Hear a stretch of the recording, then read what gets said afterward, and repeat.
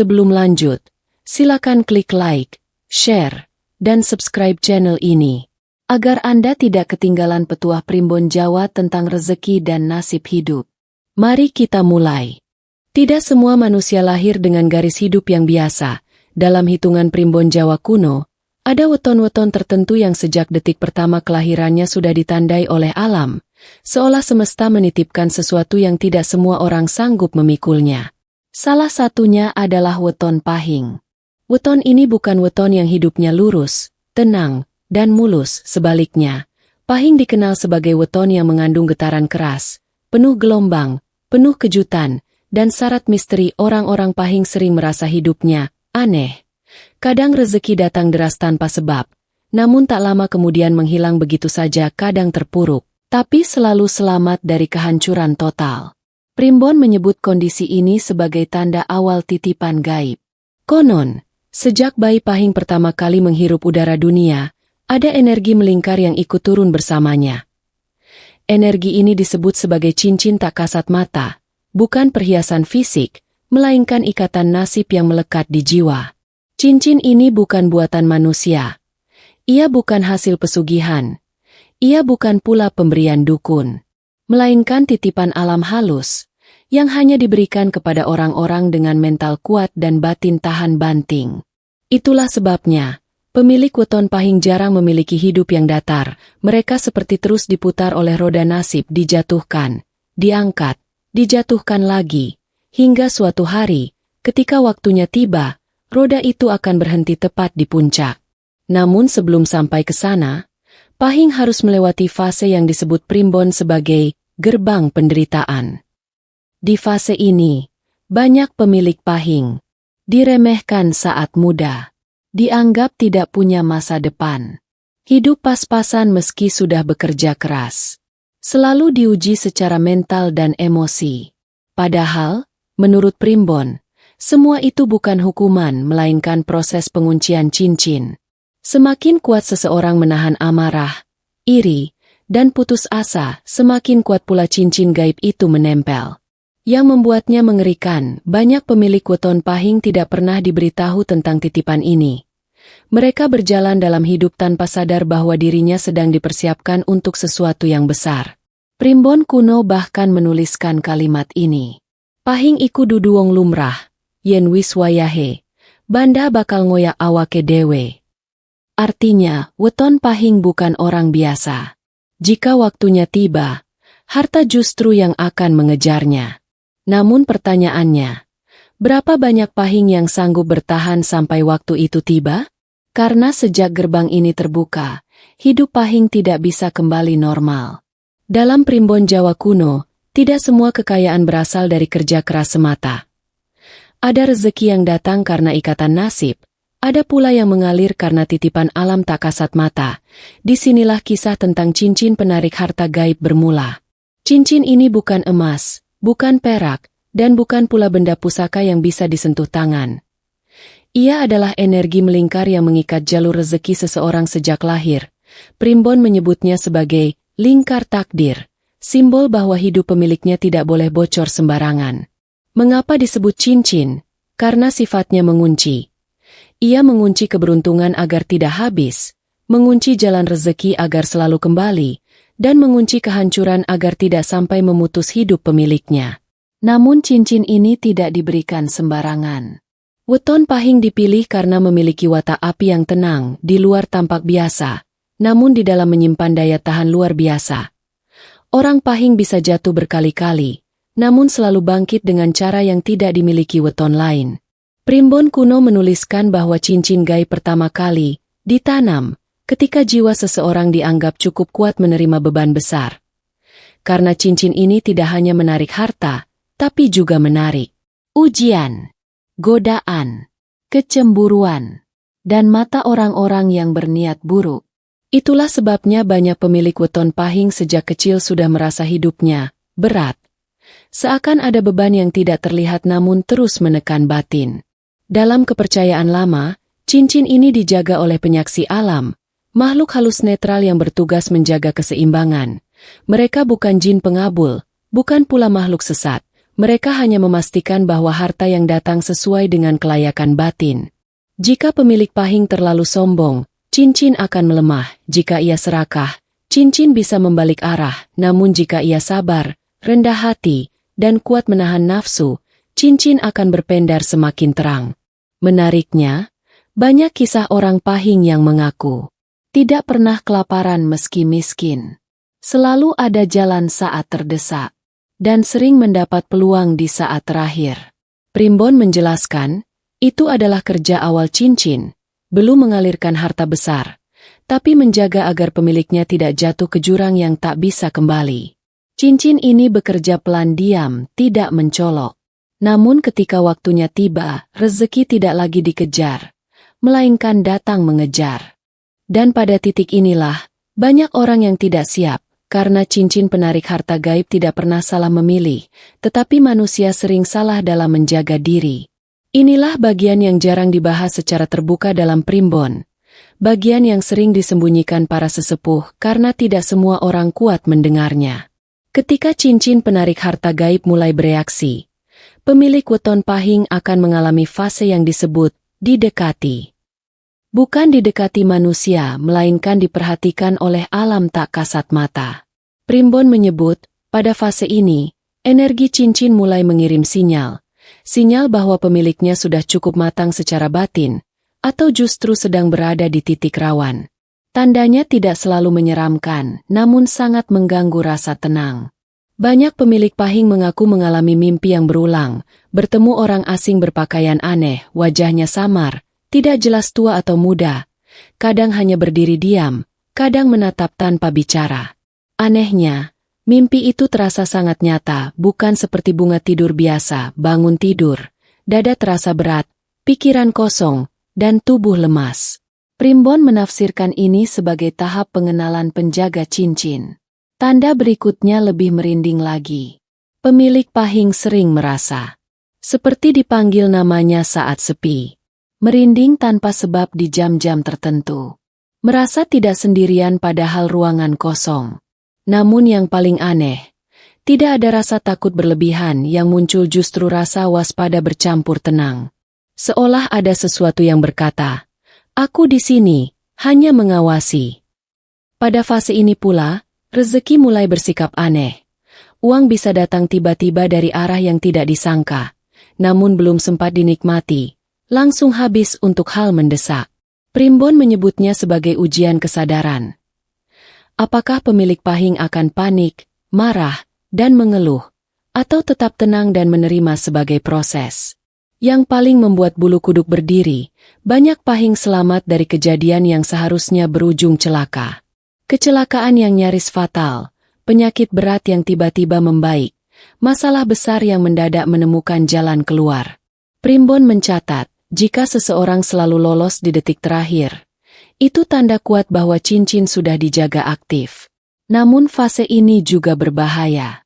Jika pemilik Pahing mulai sombong, merasa kebal, atau berani menantang hal-hal gaib dengan sembrono, maka penjaga akan menjauh, bukan untuk menghukum, melainkan membiarkan manusia belajar dari rasa kehilangan.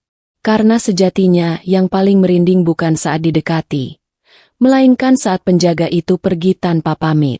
Dan banyak orang baru sadar, setelah hidupnya terasa kosong dan berat tanpa alasan. Primbon Jawa selalu mengingatkan satu hal penting. Cincin penarik harta gaib tidak pernah bekerja tanpa ujian. Justru semakin besar harta yang disiapkan, semakin berat penderitaan yang harus dilewati lebih dulu. Inilah fase paling melelahkan bagi weton Pahing, fase di mana banyak orang nyerah sebelum waktunya tiba. Dalam Primbon, fase ini disebut sebagai tumbal kesabaran. Bukan tumbal darah, bukan tumbal makhluk hidup, melainkan tumbal berupa waktu, air mata, dan harga diri. Pada tahap ini, hidup Pahing seperti sengaja dipersempit. Usaha yang sudah hampir berhasil, runtuh tiba-tiba uang yang sudah terkumpul. Habis untuk hal darurat, orang yang dipercaya justru berkhianat. Lebih menyakitkan lagi, lingkungan sering tidak memberi simpati. Pahing dicap ceroboh, kurang pintar, terlalu banyak mimpi. Nasibmu memang segini. Padahal Primbon menyebut, Semua itu adalah proses penempaan cincin. Cincin gaib tidak bisa menarik harta besar jika pemiliknya mudah putus asa dan emosional. Di fase ini pula, batin Pahing diuji habis-habisan bukan soal kuat fisik, melainkan soal menahan iri, dengki, dan amarah. Banyak Pahing melihat orang lain lebih malas tapi cepat kaya, lebih culas tapi hidupnya lancar, lebih nekat tapi langsung berhasil. Hati mulai bertanya, kenapa bukan aku? Primbon menjawab dengan kalimat tajam. Sing cepet durung mesti kuat, sing telat asring disiapke lui gedhe. Artinya, yang cepat belum tentu kuat, yang terlambat sering disiapkan untuk yang lebih besar. Di titik inilah, cincin benar-benar diuji. Jika pemilik Pahing memilih jalan kotor, cincin akan menutup dirinya sendiri. Namun jika ia tetap jujur, tetap rendah hati meski diremehkan, tetap berbagi meski kekurangan, maka cincin mulai mengunci nasib baik secara permanen. Primbon menyebut, setelah fase ini dilewati, hidup Pahing akan berubah perlahan tapi pasti. Tidak langsung kaya raya, tidak langsung berlimpah. Namun, hutang satu persatu lunas. Jalan rezeki mulai stabil. Peluang datang tanpa diminta. Dan yang paling terasa, beban batin yang selama ini menekan mulai terangkat sedikit demi sedikit. Karena sejatinya, ujian paling berat bukan untuk menghancurkan, melainkan untuk memastikan saat harta besar turun, pemiliknya tidak berubah menjadi manusia yang lupa diri. Setelah ujian berat dilewati, Primbon Jawa tidak serta-merta menjanjikan harta turun begitu saja, justru disinilah kesalahan paling sering terjadi. Banyak pemilik weton Pahing mengira setelah menderita panjang, mereka berhak menuntut hasil. Padahal Primbon menegaskan, cincin penarik harta gaib tidak aktif karena tuntutan, melainkan karena kelayakan batin. Cincin ini tidak merespons teriakan, tidak pula bereaksi pada ritual berlebihan. Ia hanya bergerak ketika batin pemiliknya selaras. Primbon kuno menyebut proses ini sebagai ngunceni awak, mengunci diri agar tidak bocor oleh hawa nafsu dan kesombongan. Langkah pertama yang harus dijaga pemilik Pahing adalah lisan. Banyak rezeki bocor bukan karena musuh, melainkan karena ucapan sendiri. Mengeluh berlebihan, membandingkan nasib, atau memamerkan rencana besar sebelum waktunya. Semua itu membuat cincin retak halus. Langkah kedua adalah sikap terhadap orang kecil. Primbon sangat tegas, rezeki besar tidak akan mendekat pada orang yang suka merendahkan sesama.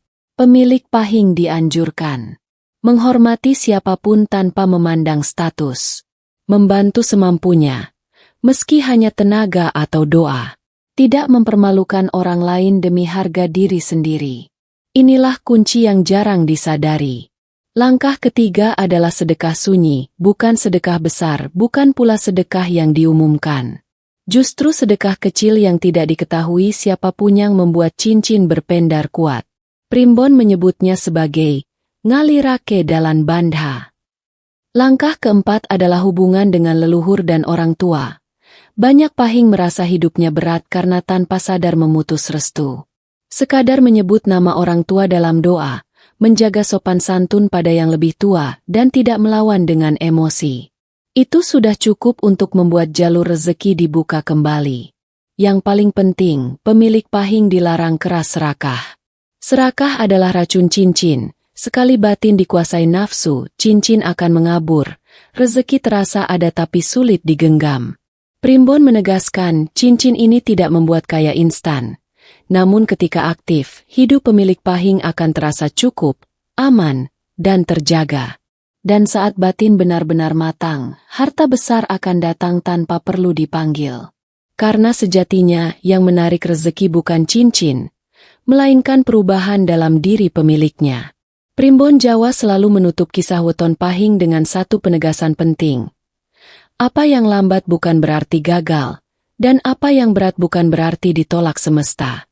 Setelah melalui penderitaan, ujian, penempaan batin, dan laku hidup yang panjang, akan tiba satu fase yang tidak bisa dipercepat, namun tidak bisa pula dihindari. Fase itu disebut sebagai wayah embuka bandha, waktu dibukanya rezeki. Pada fase ini, Pemilik weton pahing tidak tiba-tiba berubah menjadi orang yang serba mewah. Primbon tidak pernah menjanjikan kekayaan yang meledak dalam semalam, justru perubahan datang pelan, stabil, dan terasa nyata. Masalah yang dulu terasa buntu, mulai menemukan jalan, rezeki yang dulu tercecer, mulai mengalir rapi, orang-orang yang dulu meremehkan, perlahan berubah sikap. Yang paling terasa bukan jumlah uangnya, melainkan rasa aman di dalam batin.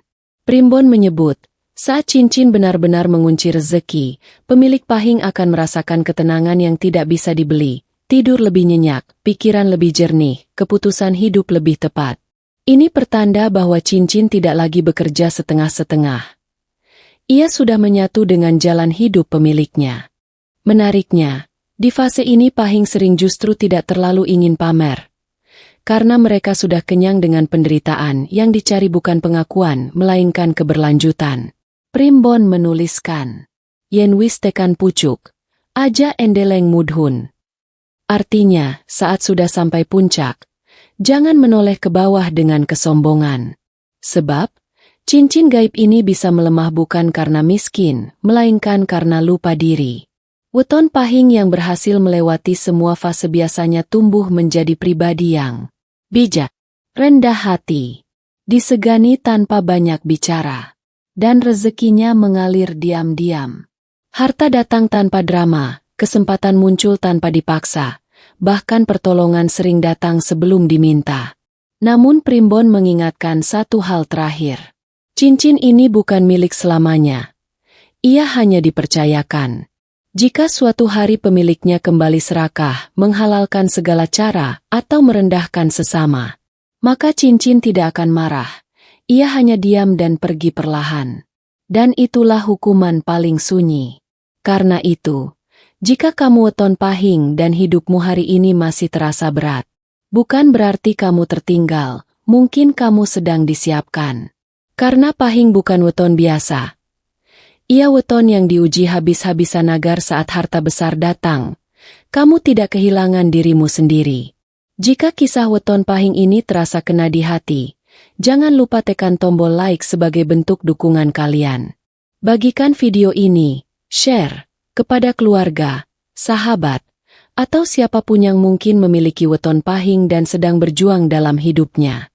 Dan pastikan kalian subscribe channel ini, karena masih banyak rahasia primbon, weton, dan tanda-tanda takdir yang akan terus kami ungkap. Semoga yang menonton diberi kelancaran rezeki, ketenangan batin, dan dijauhkan dari nasib buruk. Terima kasih sudah menyimak sampai akhir. Salam Rahayu.